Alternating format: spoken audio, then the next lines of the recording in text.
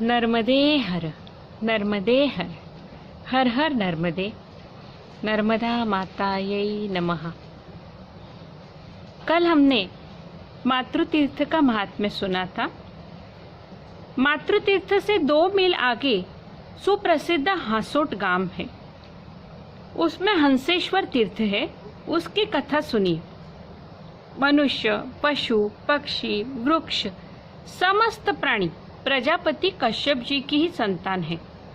कश्यप जी की एक पत्नी से कांति शिखा नामक हंस हुआ। ब्रह्मा जी ने उसे अपना वाहन बना लिया। ब्रह्मा जी जब प्रजापति दक्ष के यज्ञ में जाने लगे तो इनके वाहन हंस अपने कर्तव्य से च्युत हो गए। वो शिव गणों से वाद विवाद करते रह गए और समय पर अनुपस्थित रहे। समय पर वाहन न आने पर ब्रह्मा जी को क्रोध आया और उन्होंने कांति शिखा हंस को शाप दिया कि तू ब्रह्मलोक से च्युत होकर मनुष्य लोक में जा। यह सुनकर हंस अत्यंत दुखी हुआ और उसने ब्रह्मा जी से क्षमा मांगी। तब ब्रह्मा जी ने कहा, तू नर्मदा तट पर जा और तपस्या कर, इससे तुझे पुनः ब्रह्मलोक की प्राप्ति होगी। तब हंस ने ऐसा किया। इसी स्थान पर जहाँ हासोट ग्राम में यह तीर्थ है, इसी स्थान पर उस कांति शिखा हंस ने शिवलिंग स्थापन किया और बहुत कठोर तपस्या की, जिसके पुण्य की वजह से, फल की वजह से उसे पुनः ब्रह्मलोक की प्राप्ति हुई। तभी से यह तीर्थ हंसेश्वर नाम से प्रसिद्ध हुआ। यह सभी शुभ कर्म सफल होते हैं। हंसेश्वर के समीप हासोट में ही तिलादेश्वर तीर्थ है। इसके भी कथा सुनिए। एक जाबाली नाम के ऋषि थे। वह संग दोष के कारण दुष्कर्म करने लगे, परंतु बाद में उन्हें बहुत पश्चाताप हुआ। अपने पातकों के निवृत्ति हेतु वो समस्त तीर्थों में घूमे, किंतु उनके पापों का संपूर्ण अंत नहीं हुआ। दैववशात घूमते घूमते वह रेवा तट पर आए। यहाँ तप का अत्यंत महात्म्य सुनकर वे केवल तिल खाकर तपस्या करने लगे। नित्य प्रति वह एक एक तिल घटाते गए और उनके पाप भी तिल तिल घटते गए। 72 साल तक उन्होंने इस प्रकार तपस्या की और वह निष्पाप हो गए। उन्होंने तिल खाए थे, इसलिए उनका नाम तिलाद पड़ा और उन्होंने इसी जगह अपने नाम से तिलादेश्वर शिवलिंग की स्थापना की। यहाँ तपस्या करने का बड़ा महात्म्य है। तिलादेश्वर से 1 मील आगे वासनोली ग्राम में वासव तीर्थ है। जब अष्टवसुओं को पितरों से पृथ्वी पर जन्म लेने का शाप मिला तो उन्होंने वासवेश्वर शिवलिंग की स्थापना की और इस स्थान पर तपस्या की और सिद्धि प्राप्त की।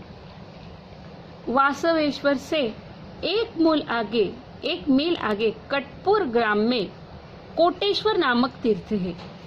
जिस समय सरित प्रवरा रेवा का समुद्र से संगम हुआ, उस समय उनके दर्शनों को करोड़ों देवता, गंधर्व आदि सब आए और इस संगम के दर्शनों से सभी ने सिद्धि प्राप्त की।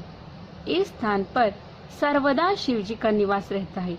यहाँ जप, तप, दान, धर्म, पुण्य कर्म आदि का करोड़ों गुना फल मिलता है। कोटेश्वर से 1 मील आगे अलिका तीर्थ है। गंधर्वों का राजा चित्रसेन था। उसकी अलिका नाम की एक लड़की थी। उसके पिता का नाम, गंधर्वों के राजा चित्रसेन की लड़की का नाम अलिका था। उसके पिता का नाम रत्नवल्लभ गंधर्व था। अलिका स्वेच्छाचारिणी बन गई। अपने माता पिता से बिना पूछे, बिना अनुमति लिए उसने विद्यानंद नामक एक ऋषि से विवाह किया। उस ऋषि के साथ वह 10 वर्ष तक रही। फिर उसे त्याग कर वह अपने पिता के समीप आ गई। पिता ने ऐसी स्वच्छंदी पुत्री को अपने पास रखना उचित न समझकर उसे अपने घर के बाहर निकाल दिया। अब अलिका को अपने दुष्कर्मों पर पश्चाताप हुआ। वह ब्राह्मणों की शरण में गई और अपने पापों का प्रायश्चित्त पूछा।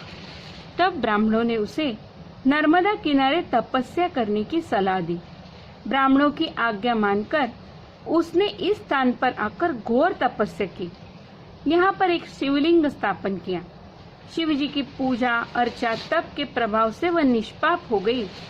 यह शिवलिंग अलीकेश्वर नाम से जाना जाता है। जब वह तपस्या पूर्ण करके निष्पाप होकर अपने घर गई तो पिता ने उसका अत्यधिक आदर किया। इस स्थान पर तपस्या करने से सर्व कर्म सुफल होते हैं। अलीकेश्वर तीर्थ से आगे विमलेश्वर तीर्थ है। यह नर्मदा जी के दक्षिण तट का रेवा सागर संगम के समीप अंतिम तीर्थ है। यहाँ बड़े बड़े पातकी लोग अपने पातकों से मुक्ति पाके विमल बन गए हैं, निर्मल बन गए हैं। एक महर्षि त्वष्टा थे। उनके पुत्र का नाम था त्रिशिरा, जो था तो देवता का पुरोहित लेकिन असुरों से मिला हुआ था। इंद्र ने जब देखा कि यह हमारा पुरोहित होकर भी हमारे शत्रु असुरों से गुप्त रीति से मिला हुआ है, उनका पक्ष लेता है, तो देवेंद्र ने क्रोध में उसका सर काट दिया। अब देवेंद्र को ब्रह्म हत्या का पाप लग गया। तब इंद्र ने इस स्थान पर आकर तपस्या की और उनका ब्रह्म हत्या का पाप यहाँ आकर मिट गया। सूर्य को जब निज कन्या पर कुदृष्टि करने पर कुष्ठ रोग हो गया था तो वह भी इस स्थान पर आए थे और उन्होंने तपस्या की थी और उनकी तपस्या से वह कुष्ठ रोग मिट गया था। एक विभंडक नाम के मुनि थे। उनके पुत्र श्रृंगी मुनि थे। जब वह एक राजा के लिए पुत्रेष्टि यज्ञ करने आए तो बहुत दिनों तक राजा के गृह में रहकर राजा का अन्न खाने से उनको दोष लगा। वह उन्होंने इस स्थान पर आकर तपस्या करने से मिट गया। कई देवता, ऋषि, मुनि, गंधर्व इन्होंने इस स्थान पर तपस्या की है और वह निर्मल हो गए, पाप मुक्त हो गए। यहीं से परिक्रमावासी नौका में बैठकर उस पार हो जाते हैं। यहाँ दक्षिण तट की परिक्रमा समाप्त होती है। विमलेश्वर से उस पार रेवा संगम को पार करके हरि धाम पहुँचना होता है। हरि के धाम क्या पहुँचे, मानो भव सागर पार करके भगवत धाम में पहुँच गए, यह यात्री अनुभव करते हैं। विमलेश्वर में सुंदर मंदिर है। यहाँ यात्रियों की रहने की व्यवस्था है, उनको तैयार भोजन भी मिलता है और उनको वहाँ पर अपना नाम जो है वह दर्ज कराना होता है कि हमें नाव से समुंदर पार करना है। उसके बाद नाव पार करने पर सबसे पहला तीर्थ है हरि का धाम। इस स्थान पर शिव जी का मंदिर है। श्री सुखदेव जी की मूर्ति है। द्वारका के श्री शंकराचार्य जी के कर कमलों द्वारा इन मंदिरों की प्रतिष्ठा हुई। विमलेश्वर से हरि धाम जो है यह रेवा सागर संगम के नजदीक ही है। रेवा जी तो यहाँ दूर खाड़ी में है, समुद्र से मिले है, पर इस स्थान को रेवा सागर संगम ही कहते हैं। वस्तुतः देखा जाए तो जहाँ संगम है वहाँ से यह स्थान लगभग मील भर है। इस स्थान पर सागर पार करने के बाद, इस स्थान पर पहुँचने के बाद समुद्र स्नान करना चाहिए। समुद्र स्नान करने से पहले प्रार्थना करनी चाहिए कि हे समुद्र देव, आप सूर्य के तेज है, जल आपकी देह है, भगवान विष्णु आपके वीर्य है और आपकी नाभि अमृत है। मार्कंडेय जी ने यह धर्मराज से कहा है कि हे पांडुपुत्र, इस प्रकार श्रुति के वाक्यों को कहकर नदियों के पति समुद्र महाराज में स्नान करना चाहिए। रेवा सागर संगम में तीर्थ में स्नान का बहुत बड़ा महात्म्य है। इस पवित्र तीर्थ में स्नान करने के निमित्त से देवलोक से देवतागण भी हमेशा आया करते हैं।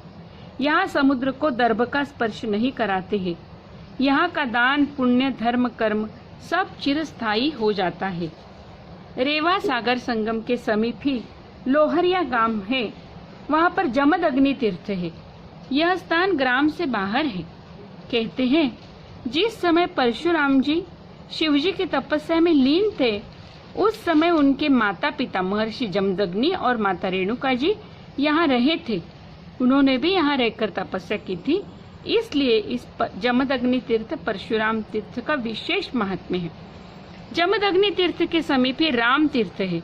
परशुराम जी ने सहस्त्र बाहु सहित समस्त क्षत्रियों का विनाश किया था और यह नर्मदा किनारे आकर अपने माता पिता की आज्ञा से रक्त द्वारा अपने पितरों का तर्पण किया था। इसलिए यह राम तीर्थ नर्मदा तीर का कुरुक्षेत्र माना जाता है। यहाँ के दान धर्म स्नानादि का फल कुरुक्षेत्र के सदृश ही समझा जाता है। राम तीर्थ से कुछ आगे चलने के बाद लुंठेश्वर तीर्थ है। इसकी कथा इस प्रकार है। सत्य युग में जब नर्मदा मैया समुद्र से मिलने आ रही थी, तब दूर से ही समुद्र ने नर्मदा मैया को आते हुए देखा और अत्यंत प्रेम में निमग्न होकर हर्ष विह्वलित होकर वालुका में लुंठन करते हुए यानी लौटते हुए वे नर्मदा जी के समीप पहुंचे। तभी वहां पर एक स्वयंभू शिवलिंग प्रकटित हो गया। वहां नंदी खड़े थे।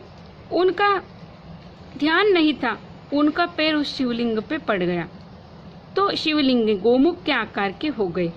तुरंत नर्मदा जी उस शिवलिंग में प्रवेश कर गई। उस शिवलिंग के भीतर के जल का आचमन करते हैं। यह जल का पान करने से बहुत पुण्य फल बताया गया है। यह कार्तिक मास तथा सभी पूर्णिमाओं का विशेष फल बताया गया है। यहाँ के स्नान दान पुण्य का अक्षय फल बताया गया है। लुंठेश्वर के समुद्र के किनारे किनारे 3 मील आगे तक भूतनाथ नामक स्थान है। यहाँ शिवलिंग के 3 मंदिर है। कहते हैं कि एक ब्रह्मा विष्णु और महेश इनके प्रतीक है, परंतु यहाँ का जल मीठा नहीं है। भूतनाथ से लगभग 3 मील आगे दहेज गांव है। वहाँ पर समीप ही दधीचि ऋषि का आश्रम है। यहाँ दूधनाथ महादेव जी का स्थान है और भगवती देवी का मंदिर है। नर्मदे हर श्री नर्मदा मातार्पणमस्तु।